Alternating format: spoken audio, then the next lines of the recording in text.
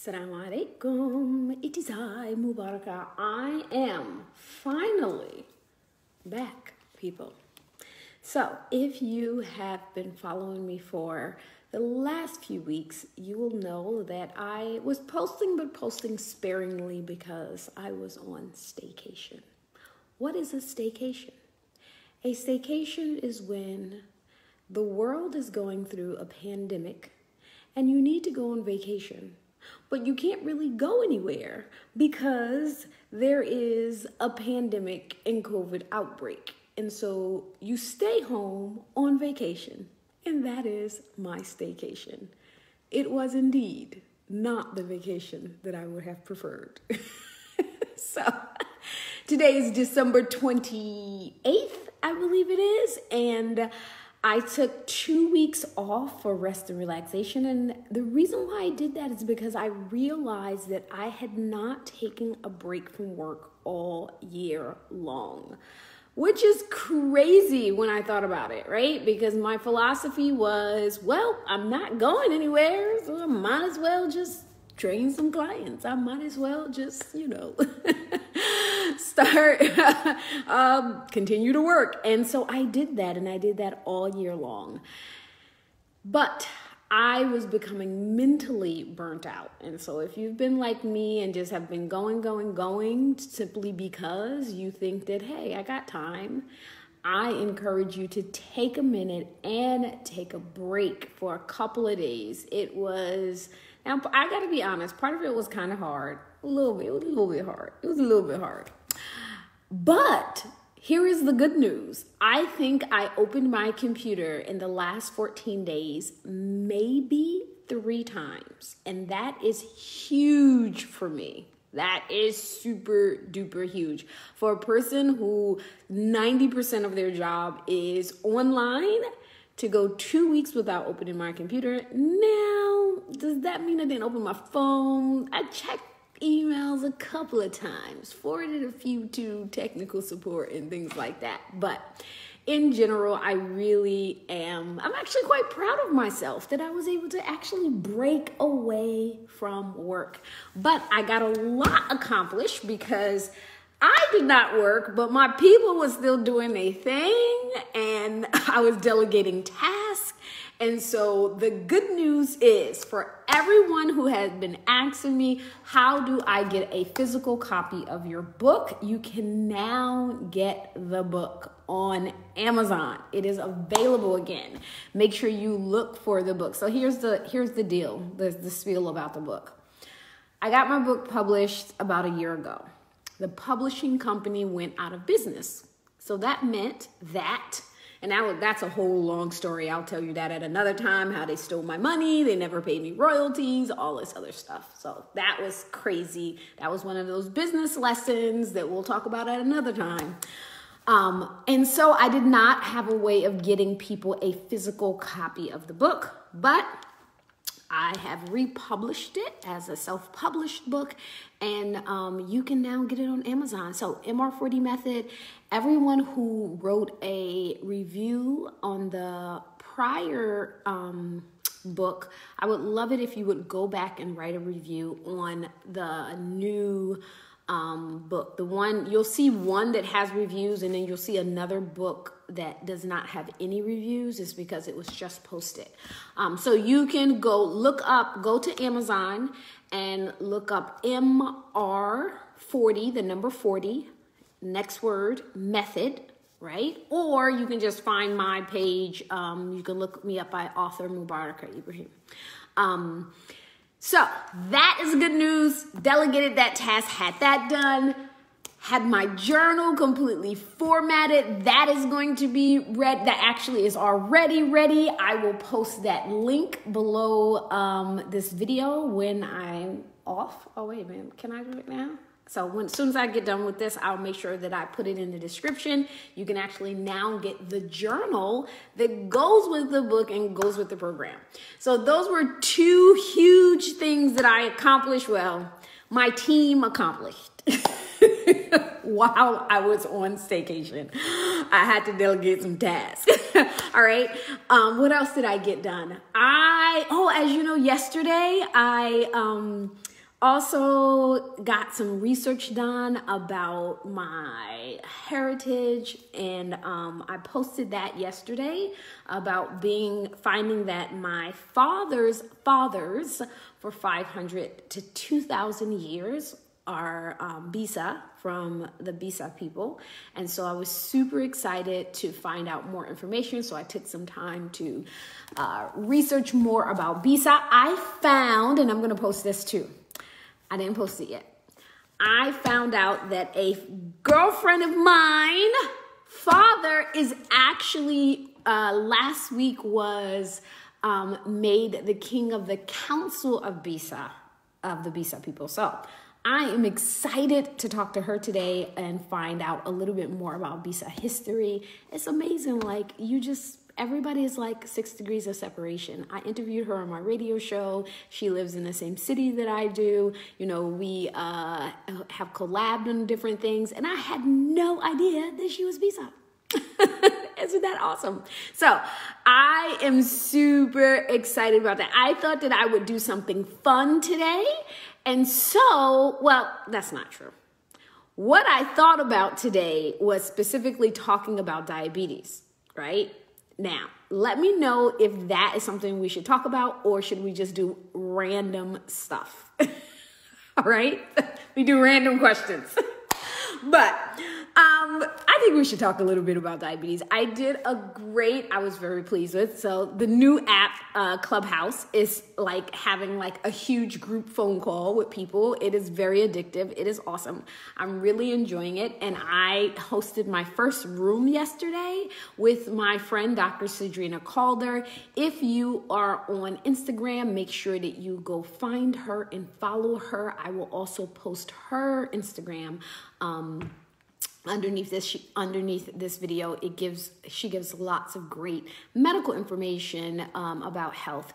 So it was a great webinar, and there was really good questions, and I thought that I would come on here because, you my peoples. Facebook is my first love. Okay, y'all got me. Facebook is my first love. I like Instagram, I like Clubhouse, but Facebook is my first love. So I'm going to be on here. So I'm committing 2021 to come back to my first love. You are my first loves, people.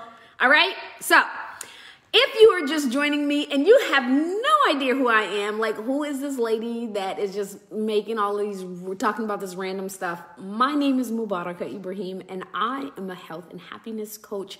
And if you're joining me, congratulations, you now have a coach. And I want you to make sure that you like the page, you subscribe it, you tag a friend or two that needs to be inspired, motivated, and informed about how to take control of their health and happiness. So let's get into it, people. Let us talk about diabetes. How about that? I want to talk about diabetes. Talking about diabetes, how to avoid it, what to do once you have it, what the heck is it? So here is my new thing, my new mission. You know how when someone has high blood pressure, everybody knows that they need to do one thing. Can you tell me, what does a person with high blood pressure needs to reduce or cut out? I bet everybody knows exactly what that is. What does a person with high blood pressure needs to reduce and cut out? It is very common knowledge. All right? Let me see if I can see my comments here. Hey. I want you guys to comment. What does a person... Yes. Oh, my Isha said it first. A person with high blood pressure needs to reduce or cut out salt. Salt, everybody knows, like, the common thing is for a person to cut out salt. But what people don't put, and they do immediately, right? Doctor says your blood pressure is high. I'm going to buy reduced sodium this. I'm going to buy reduced salt this. I'm going to do salt substitutes. Yes, Vivian, salt. But the same knowledge isn't common about diabetes, right? When someone has diabetes or pre-diabetes, is it common knowledge what they need to cut out? What's the first thing that they need to cut out, right? What do you think? The first thing someone should reduce If they have been diagnosed with prediabetes or they have diabetes, what is that thing? Let me know what you think that thing is. Yes. Aisha says sugar. Vivian says carbs. I am going to go with carbs. Why? Because when people say they need to cut out sugar, they end up doing a disservice to themselves, and they end up in a position much like my mom.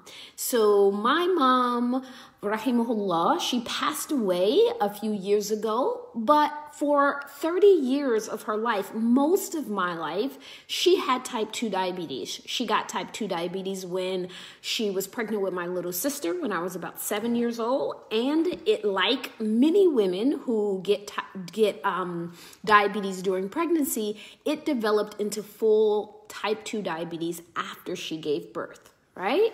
And the doctor just told her, here is some insulin and go home and cut out sugar, right? And so cutting out sugar to her meant she would literally say to us on special occasions when we had cake, hey, give me the cake and just take the icing off. Because in her mind, the cake wasn't straight sugar, right?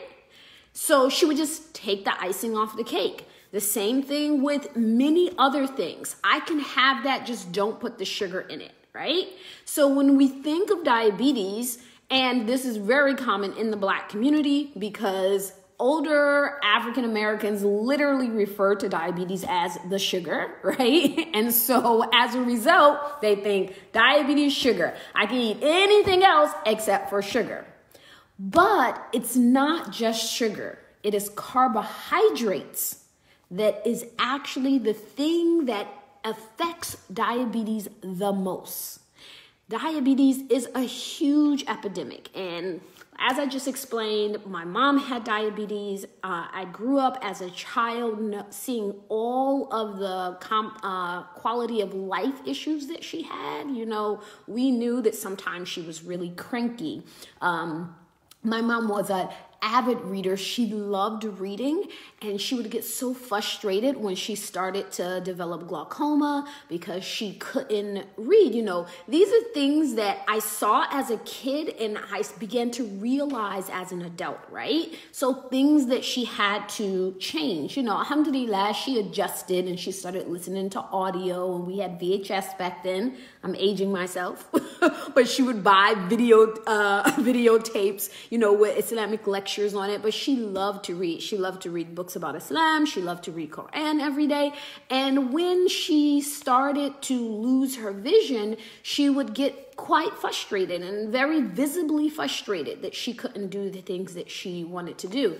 And, you know, as a teenager, I would get frustrated because she would be like, come read Quran with me. And I'm like, oh, I wanted to watch my show. Right? And she wanted me to read the Quran to her because she couldn't read, right? And that's just a teenage thing, right? Now I understand the barakah in that. But, so it really does affect your quality of life. In the end of her life, you know, she suffered from every single side effect of diabetes. So diabetes is certainly a silent killer. She had glaucoma. She had neuropathy. She, the last 18 months of her life, she had a massive stroke where she was paralyzed on one side and then bedridden until the end of her life. She had her foot amputated, you know, and in the end, she, you know, died of, all of those effects together. Her last illness was dementia. And so all of those things are side effects of unmanaged diabetes. And I wish I knew then what I know now about how food and movement can not only help you manage diabetes, but can help you reverse diabetes. Yes, I'm going to go as far as saying you can reverse diabetes. Doctors won't say that, and that is my disclaimer. I am not a doctor, and the information I'm giving you is for informational purposes only. I am not diagnosing your disease or treating it, okay? So let's go forward with that. So first of all, I want to talk to you specifically about how prevalent diabetes is. We're going to talk a little bit about what exactly is diabetes and what type of exercises you should actually be doing and what foods you should actually be eating to improve it. Like, this is a really important topic, and so I'm probably going to do a series really about this because I think that is so important. The other day I posted, not the other day, a couple of weeks ago, I posted something about sugar being high in carbohydrates. And someone on my Instagram responded that I was incorrect because raw sugar is all natural and it doesn't have any carbs. And at first I giggled a little bit and I was like, nah, that's not true. But then I was really saddened by that response because it just shows a lack of knowledge about basic nutrition.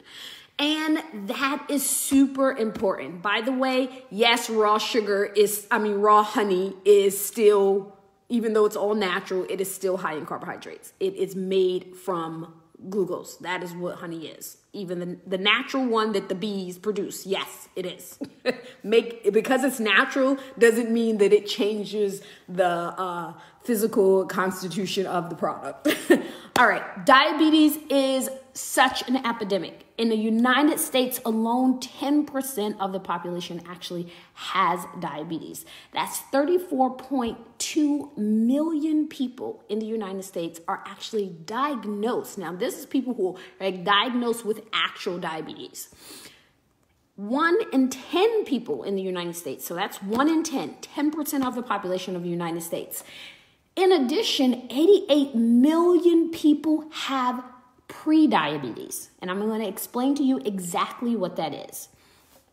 Diabetes is a condition in which insulin, which is a necessary hormone in your body, it stops working or works very inefficiently. This is why, like, insulin is your metabolism. Let me back up. Your metabolism is a combination of, we always think about it in terms of weight loss, but it really is like thousands of different processes in your body. That's what your metabolism is, right? One of those processes is how insulin functions in your body.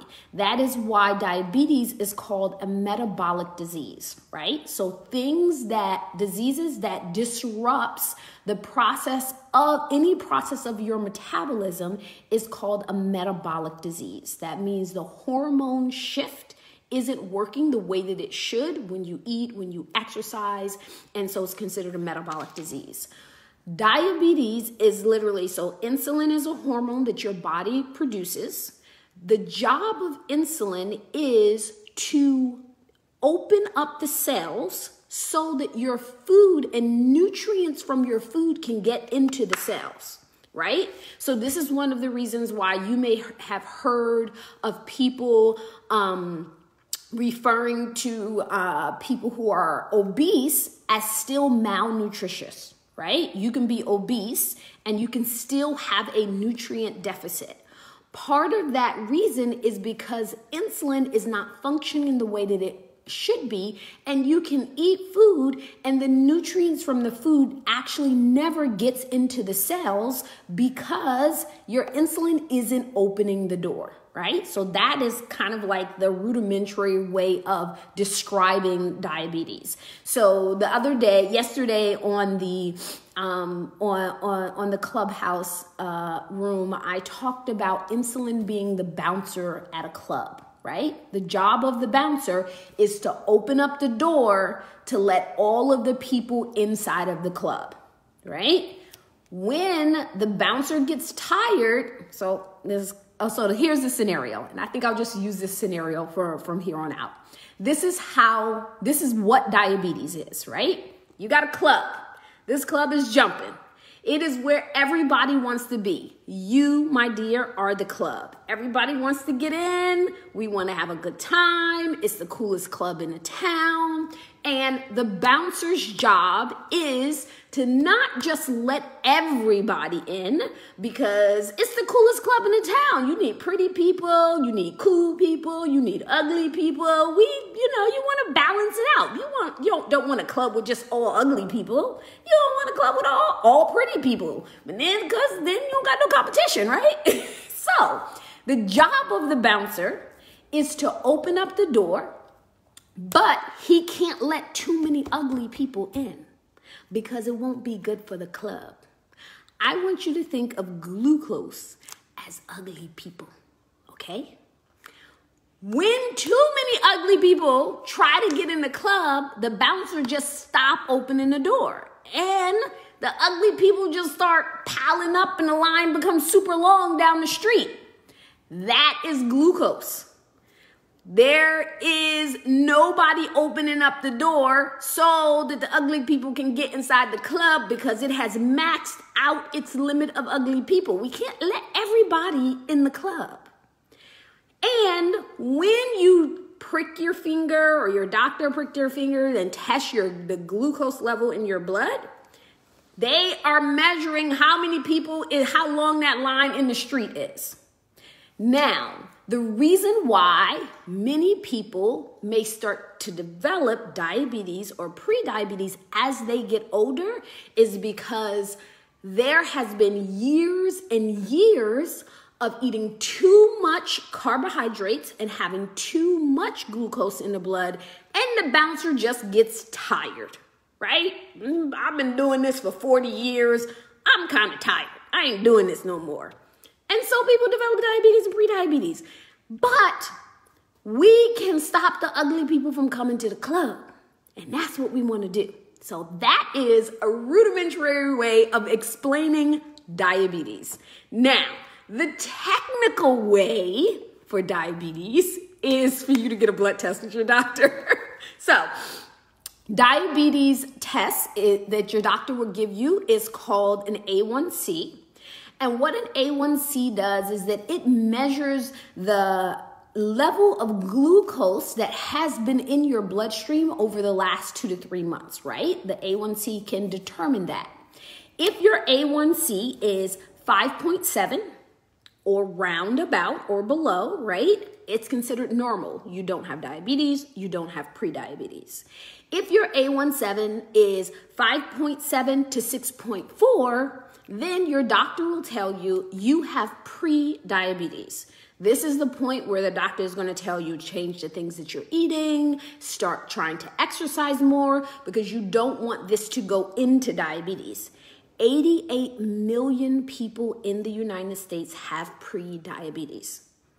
1 in 3 people. So if you're in the room now with 3 people, 1 of you may actually have pre-diabetes. That is how common it is, right? So when your A1C gets above 6.5, then your doctor will tell you you have diabetes. And that's when they're going to tell you, how about we give you some metformin? Here's some insulin shots that we want to give you. That is when it really starts getting serious for the doctor, because the side effects of diabetes are not small. As I was telling you about my mother, right? That all of these side effects. The first side effect that a lot of people with unmanaged diabetes have is a problem with their eyes. And the reason why you develop a problem with your eyes is because glucose, right? Remember we talked about glucose being the ugly people? Okay, let's come back and talk about just glucose, right? Not just the ugly people. So glucose, when they look at it underneath a microscope, it literally has spikes, right? What the cell itself looks like, it literally has spikes. And so when an overabundance of it, think of trying to fit through a plastic tube, right? It's going through the tube and it has spikes all over. It's going to begin to damage the tube if it's pressed against the walls of the tube. So this is the physiology of what's happening in your body. So the veins and the blood vessels that are the smallest are going to get damaged first. That's the reason why people have problems with glaucoma and eye problems, because the blood vessels in the eyes are the smallest. So if you have all of this glucose in your blood, think of what is it called when the hay rolls down the, you know, in the country movies, in a rodeo movie, when the hay thing, think of like it being a spike. And if it's a spike and it's rolling through your veins and your blood vessels, it's pricking holes in all of those small blood vessels. So eyes go first. Then one of the side effects that my mom had once is called neuropathy. Is when you have the numbness of your extremities. And she actually had it all over her body. She went through a period, I think, of about a year where we like literally could not hug her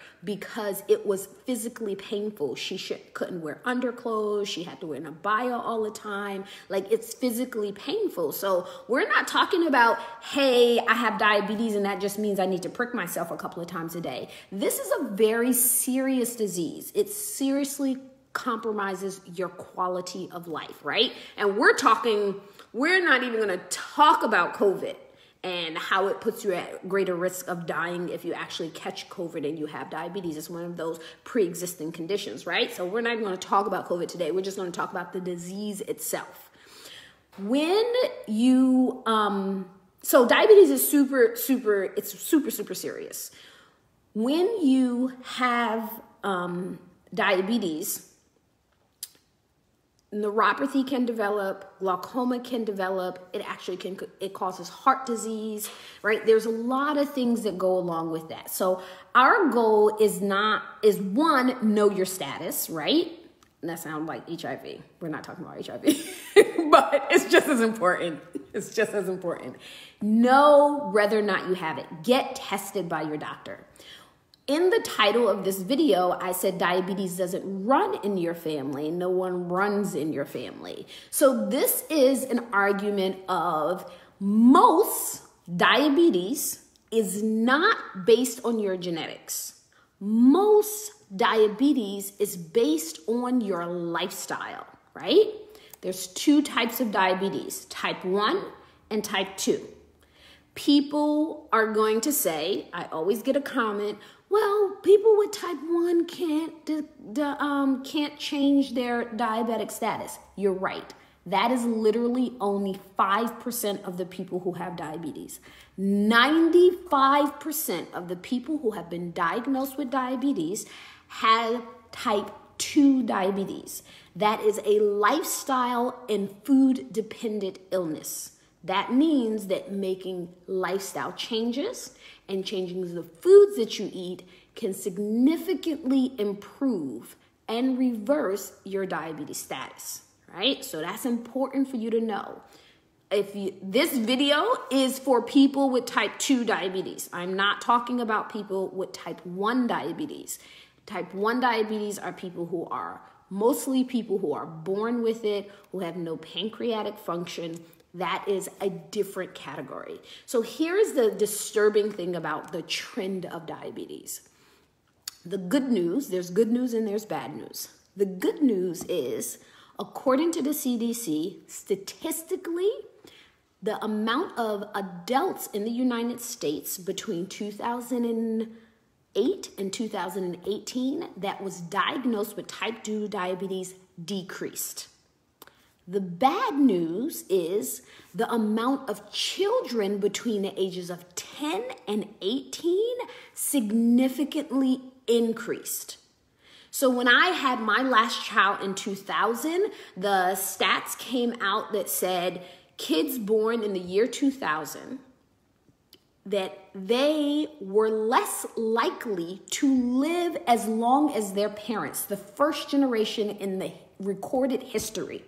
Which means if the average person lives, or the average female, I believe, in the United States live to 83. Kids born in the year 2000, many of them is predicted because of the prevalence and the growing of these diseases are estimated not to live even that long. That as a generation, their life expectancy has decreased, right? First time in our recorded history. That's super disturbing. And one of the reasons for that is because of the huge rise in diabetes. Now, here is another thing, and I need Black people, Hispanic people, Indigenous people to really listen up, right? This statistic came out and it said, okay, our young people are getting type 2 diabetes because of their lifestyle, right? They're eating more processed foods, they're sitting down a lot more, they're playing a lot of games. And when the non-Hispanic white population, right, it appears statistically that they heard this and they listened. And so in a 3-year increment, the amount of children who were non-Hispanic white who was diagnosed with type 2 diabetes began to level off. Every other population increased.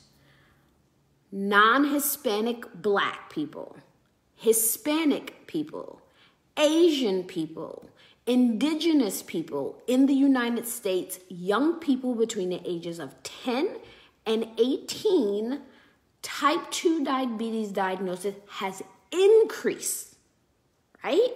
That should be really disturbing, right? So this is a disease that we're starting to understand more, but it appears statistically that parents are saying, okay, let me take care of my health to be here for my kids, but then our kids are gonna die before us, because that is not being transferred down, right? This comes from hey, mommy's on a diet, but I'm going to let my kids eat whatever they want because they're kids and they're supposed to have candy. They're kids and they're not going to give up bread. Your kids will eat what you buy them. Let me just say that right off the bat. Kids will eat what you buy them, all right? So let's get into exactly what we need to do with this. So first of all, I want you to think of carbohydrates and diabetes like salt and high blood pressure. And I need you to repeat that to people because I want to normalize reducing carbohydrates to prevent and treat diabetes to be known just as much as reducing salt to prevent and treat high blood pressure is known, right? People do not correlate them together. I need you to correlate that. Carbohydrates is to diabetes as salt is to high blood pressure. Carbohydrates is to diabetes as salt is to high blood pressure. I'm going to say that a third time. Carbohydrates is to diabetes as salt is to high blood pressure. Back to my point about people who don't understand exactly what a macronutrient is. So if you do understand it, just give me a minute to make sure that everybody is really clear on this, because this is absolutely essential to choosing foods that are going to better your health versus foods that are going to compromise your health, right? Every time we eat, we're either preventing disease or we are promoting disease. Everything you put in your mouth. Every food is made from 3 macronutrients. Everything that you eat, everything that is edible is made from 3 macronutrients. Carbohydrates, fat, or protein. Some foods have all 3, some only have 2, some only have 1. But those are the 3 macronutrients: carbohydrates, proteins, and fats. I think I said them in a different order, but there's 3. It doesn't matter which order you put them in. What is a carbohydrate? Sugar is a carbohydrate. So sugar is one of those foods that have 1 macronutrient. Just have carbs. That's the only thing that's in sugar. But carbohydrates are in everything except for animal proteins. I'm going to say that again because that's super important for you to understand, right? So for the person who said, well, raw honey is natural, so there's no carbs in it. No. Doesn't matter if it's natural or if it is processed. When they process foods, the foods still are made from macronutrients. They may add chemicals, take away chemicals, but it is still macronutrients. Everything you put in your body has one or all of those macronutrients in it. Everything that is not an animal protein have carbohydrates. They have different levels of carbohydrates. So, candy has carbohydrates, yes. Rice has carbohydrates. Pasta has carbohydrates. Beans have carbohydrates. Nuts have carbohydrates. Fruit, natural. I don't care if it's organic and picked from the Amazon rainforest, never touched by a human. It has carbohydrates, right? Vegetables have carbohydrates. Everything that is not an animal source have carbohydrates in it.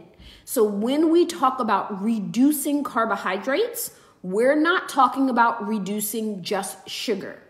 We're talking about reducing all of the sources that are high in carbohydrates. So for example, let's just talk about carbs. I'm not talking about the other nutrients and stuff. One slice of white bread has 15 grams of carbohydrates in it. One banana, ripe, have 30 grams of carbohydrates in it. So when you are limiting the amount of carbohydrates that you're intaking, you are limiting all carbohydrates. It doesn't matter the source. The difference between a candy bar that has 30 grams of carbohydrates and a banana that has 30 grams of carbohydrates is only the things that accompany the carbohydrates. The carbohydrates are still there, and it will turn into sugar in your blood. So I'm not saying candy bar is the nutrition equivalent of a banana, because obviously a banana has potassium, it has other nutrients in it, and then a candy bar does not have any nutrients. But I want you to think about the carb content. Important.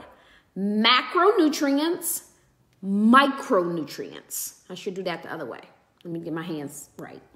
Macronutrients, that's the big, that's the top. Micronutrients. Macronutrients, carbs, proteins, carbohydrates. Micronutrients, vitamins, minerals, electrolytes, right? Those are the difference. So when someone look at the wording, when you're reading information and you're reading articles and blog posts, a macronutrient is a macronutrient. Doesn't matter the source, whether it's natural, whether it's processed, whether it's alkaline, whether it's organic. A macronutrient stays the same. A carb is a carb is a carb. A fat is a fat is a fat. And a protein is a protein is a protein.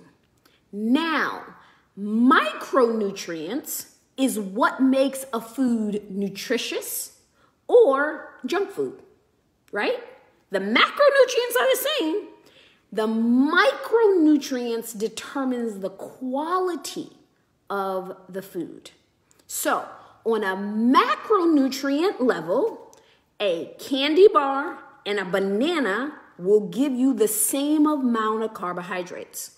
On a micronutrient level, a banana has more nutrition. A candy bar has no nutrition. All right? So, that's clear. When you are trying to reduce carbohydrates, so that, and again, for people just joining us, we're specifically talking about type 2 diabetes, how to eat and how to move to both prevent it, treat it, and reverse it. When you are talking about limiting your carbohydrates, you are limiting carbohydrates from all sources. Why? Because remember that word sugar, right? So let me back up and repeat. A carb, I intentionally did not use the word sugar. A carbohydrate is to diabetes as salt is to high blood pressure. So when you are reducing carbohydrates, it doesn't matter the source. You're reducing all carbs, right? Because to manage your diabetes, you must reduce sugar in your bloodstream. Now let's talk about what that is. When you eat a carbohydrate, it turns into glucose. This is why doctors used to, or somehow it got out there, probably, I shouldn't say doctors. It got out there as doctors probably misexplained what diabetes is. Glucose is sugar. That's why diabetes is called the sugar in some community. Because diabetes is when you have too much glucose consistently in your bloodstream, right? So glucose is sugar. Every carbohydrate that you eat, it does not matter if it comes from a piece of fruit or if it comes from a candy bar, it will turn into glucose in your system. Right? So, what is the difference between, and we're going to continue to use those two examples, a candy bar glucose versus a banana glucose. What's the difference between those? Think of, and I want you to think of, one movie that I'm not even going to say my kids love it because I really love it. It's like one of my favorite movies, Transformers. You seen Transformers before? I love that movie, Transformers. I might actually just go watch it today just because. And how it transforms, and based on what type of car it is what kind of transformer it turns into. Bumblebee is kind of short and stout, and he turns into these really cool cars. And then you have the other transformer that turns into trucks, and each one turns into something different. So I want you to think of two people, or even you, at two different stages, right? You taking a candy bar versus you taking a banana. Right? Both of those, I want you to think of them converting. They're going to do their, right? And convert themselves down into a glucose cell. So it went from a banana to a glucose cell. Went from a candy bar to a glucose cell, right? So now you have two glucose cells. Two glucose cells that are going through your bloodstream. What is the difference between the two of them? The banana, inside, as it converted, it has potassium, it has magnesium, it has all of these good nutrients in it, right? But it's still a glucose cell. The candy bar, it's still a glucose cell, it just don't got no it just don't have no macronutrients in there, right? And they're both doing the same thing, going through your bloodstream. So again, carbohydrates all turn into glucose, which is sugar in your body, right? I'm repeating this because it's so important. I really want you to know this. And because when you know this, it's going to change the way that you look at all the food that you're eating. It's going to change the way you understand when people are telling you, oh, drink this smoothie or eat this thing or eat that thing. I need you to look at it and say, well, I know that it's going to do this to my body. Being educated about the physiology of your body is super important, right? That is my goal. I want to empower you with knowledge so that you can make informed decisions about your food and about your health. So once a cell goes, it turns down to glucose and it goes through your body, goes through your bloodstream. If your bouncers are not tired, if it's not too much of those ugly glucose things going through, your bouncers are going to open the cell door. And it's going to allow all of the micronutrients, right, to go into your cells in order to give you the vitamin A, the vitamin K, the electrolytes, all of those other things. But here is the important thing of why there is a difference between that candy bar, or I should say why there isn't a difference between the carbohydrates in that candy bar versus that banana. Because think of those glucose cells both going through your body, right? They're both going through your body. Along the way, your bloodstream is like the highway. Those cells are like cars, right? The transformer cars, they're going through your body and they're dropping off all of those packages of delivery. So those packages are the potassium, they're dropping off the potassium, the magnesium, the vitamin A, the vitamin K. It's dropping all of that off along its way. And its final destination is going to be, or I should say its first destination is going to be your liver, right? But here's the important thing for you to know. Even though it's dropping off those micronutrients, when it reaches your liver, it is still a macronutrient. The carbohydrate that converted into glucose is still glucose. So I want you to think of cars going down the highway. One of them don't got nothing. That candy bar don't got nothing to drop off, no packages, right? I don't want that because I like my Amazon packages, right? It don't got nothing. But the destination is the same. When the banana goes through, it is dropping off all of those micronutrients, so it's giving me some Amazon packages, but the destination is the same. So even if you say, well, I've never drunk soda, I don't understand why I have diabetes.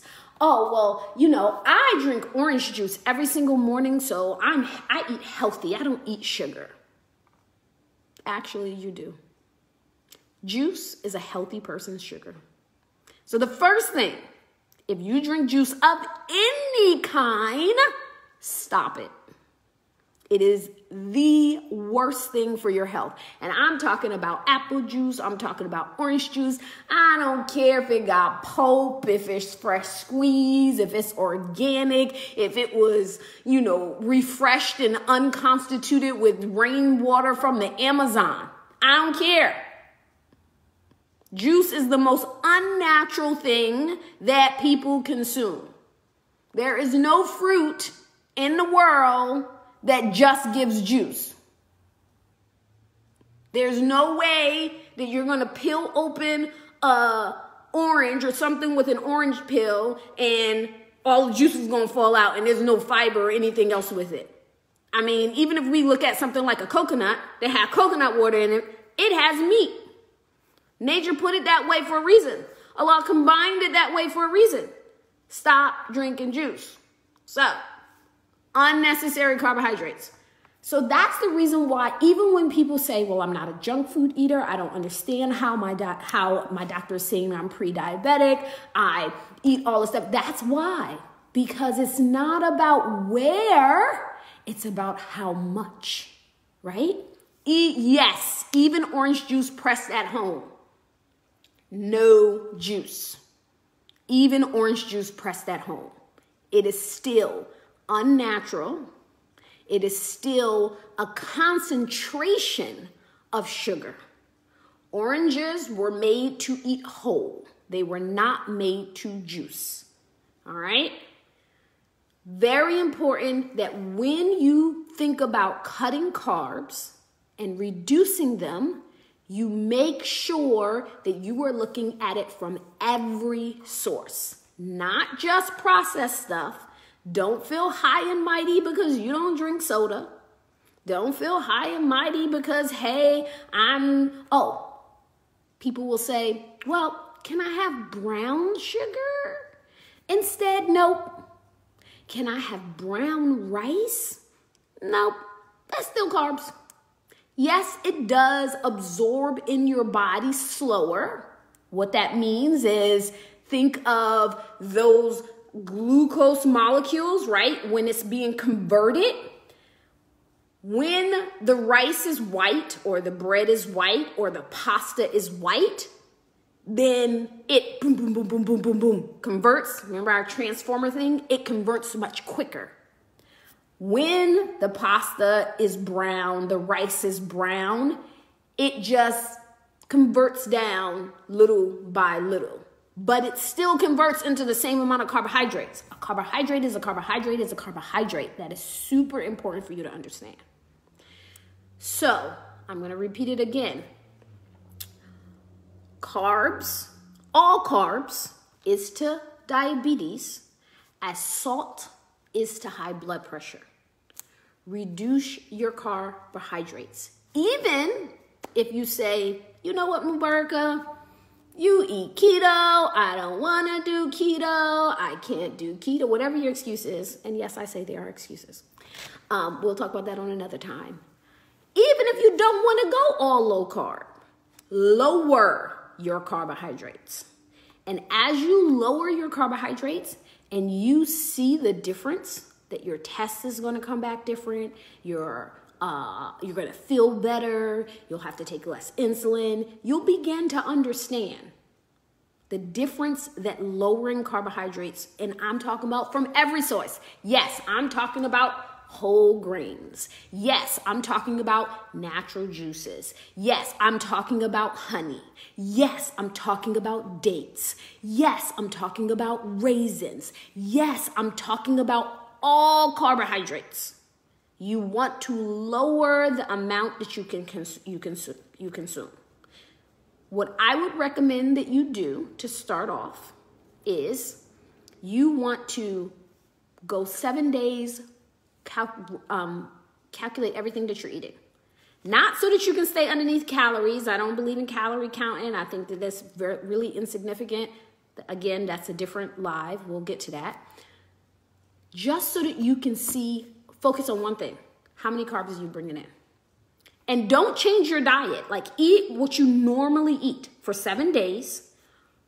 And MyFitnessPal.com is a great calorie counting app.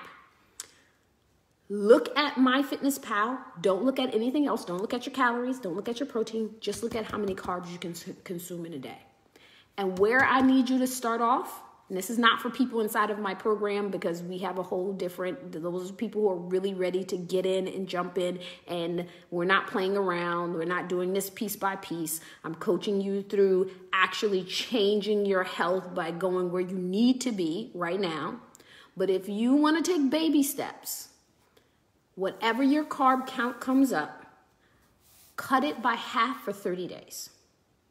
And I guarantee you that you will feel and see a difference in your health. Don't even pay attention to your calories. Only pay attention to the amount of carbohydrates that you're eating. All right. I am late for a meeting, but I'm going to ask you to give me 10 minutes because I have to tell you,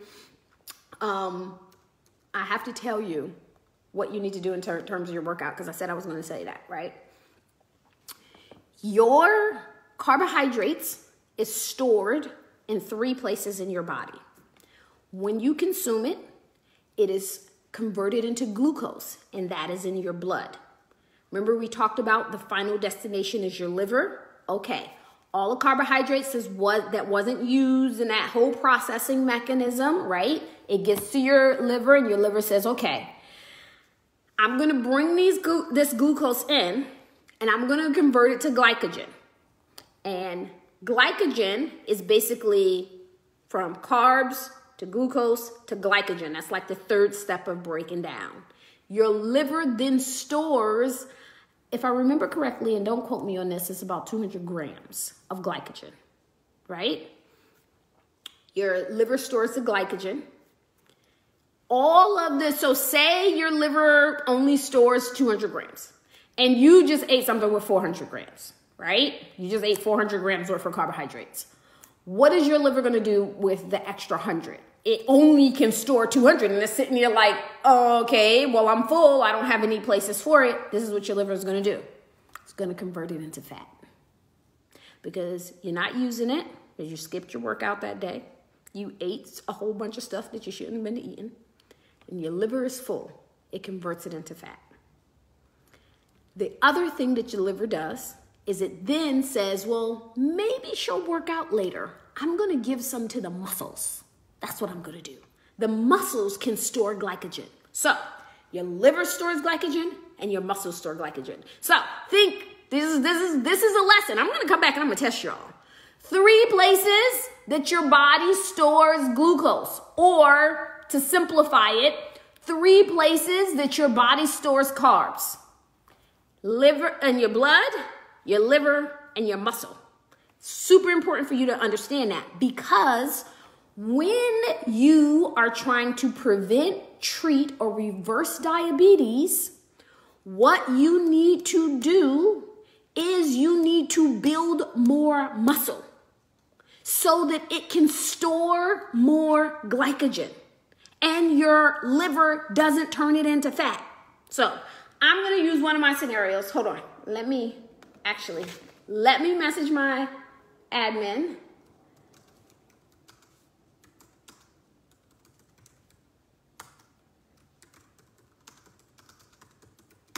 Because I'm going to be late for our meeting.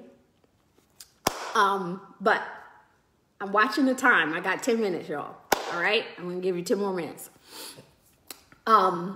So your body stores carbs in 3 places, right? It's converting them into different things, but basically in 3 places. Your blood, your liver, and your muscles. If you think of, I want you to think of it like this in terms of weight gain. And again, you know, me and my metaphors, I think that metaphors is a good way to visualize things, right? So, and I'm making up these numbers. I'll come back and go and research it again to make sure I give you the right numbers. But let's just say your liver have the capacity to hold 200 grams of carbohydrates. And your muscle has the capacity to hold 100 grams of carbohydrates. You eat 500 grams of carbohydrates, right? You had a hard day at work and that you was going to only have a half a cup of ice cream, but it's only a pint. So you might as well just, just finish the pint off, right? Or the half gallon sometimes, right? I do not confirm or deny if I've ever done that. Okay, so here's the scenario, how weight gain happens. You eat 500 grams of carbohydrates. Carbohydrates go through your system. The liver says, okay, you just ate 500 grams of carbohydrates. I'm going to help you disperse it. The liver says, I can hold 200. That means that I'm going to figure out what to do with the extra 300 because I can only hold 200, but you just ate 500. Muscles is like, I'm pretty depleted. Why don't you give me 100? But 100 is my max. I can't hold more than 100. And so then your liver says, okay, good looking out. Gives the muscles 100 grams of carbohydrates. Now, it has 200 more grams of carbohydrates. The only other place for those carbohydrates to go is the liver says, I'm just going to have to store them. And it converts them into fat. Because fat is how your body stores excess carbohydrates, turn to glucose, turn to glycogen. Fat is how it stores it. The problem with that is fat don't got no limit. It can take as much as you give it. That's how people end up 1,000 pounds, 500 pounds, 700 pounds. Because there's no limit to how much fat cells that you can. We do not know any human limit of the amount of fat cells a person can have. So fat cells is like, all right, come on, I'll take them. Come on, I'll take them. Give them to me, give them to me, give them to me. I'll take some more. Oh, she gonna eat 500 more? All right, come on, give it to me. That is what happens. Now, if you are trying to, again, prevent, treat, or reverse diabetes, when it comes to exercise, your goal is to increase the amount of glycogen your body can store in the muscles, right? So again, you should definitely be doing cardio and resistance training. But if you say, this is a busy week. I got 20 minutes, 3 days a week. I got a whole bunch of stuff. I got a project due. My kid got a doctor's appointment. I just can't get in an hour a day or 40 minutes every single day. I got 20 minutes 3 times this week. I've looked at my schedule and I've put it in. What are the things that you need to do? You need to be doing resistance training. You need to be increasing the capacity that your muscles can hold glycogen. The more muscle that you have, the more glycogen your muscles can hold. And when your muscles can hold more glycogen, then your liver will convert less of it to fat, right? And the fat creates inflammation. That's the reason why people with diabetes end up getting heart disease and high blood pressure and all of that. All of that is the source of it is the inflammation, right? So, very important for you to understand. I'm not saying don't do cardio. You should definitely do cardio. It is good for cardiovascular health. Is actually going to help burn some of that glucose out of your bloodstream before it even gets to your liver. But your ultimate goal, in order for it to give you a long-term effect, is for you to build more muscle. You don't have to go out and buy expensive weights and all the other stuff. Lunges literally work every single lower body muscle that you have, every major muscle in your lower body. Lunges, yes, are better than squats. Women love to do squats because they're trying to get a nice booty, but lunges give you more bang for your buck. You'll get a nice booty and nice legs. I'm just saying, learn how to do a lunge properly. A push-up works every major muscle in your upper body. You doing those 2 exercises alone consistently can give you amazing progress in your muscle building and strength training journey. So those are the 2 ones that you really want to learn how to do. Do them often, throw them in your routines a lot, do a lot of them. One of the physiological differences between women and men is that men naturally have more upper body strength. And women naturally have more lower body strength because of our ability to bear children, right? So this is a physiological difference between women and men. You know how it's really cool to say, hey, don't skip leg day. That was actually started by men because leg strength is not something that comes naturally to them. And so when it comes to doing bodybuilding stuff, when they can squat really a lot of weight and they can do a whole bunch of stuff like that, then yeah, they really want to focus on leg day. Now, women, it is not uncommon for us not to be able to do a push-up, but you can learn. And I don't believe in girl push-ups. The only difference between a push-up on your knees and a push-up that you don't use your knees is the amount of weight that you're pushing, right? When you do a push-up on your knees, you are pushing up round about 50% of your body weight. When you're doing a push-up and you do not use your knees, you're actually pushing up, your upper body is actually pushing up around 70% of your body weight. And I know people, they say, oh, well, why isn't it 100%? Because you're actually pushing up. Because your legs is actually doing some of the work too. So we're talking about the percentage on your upper body. All right?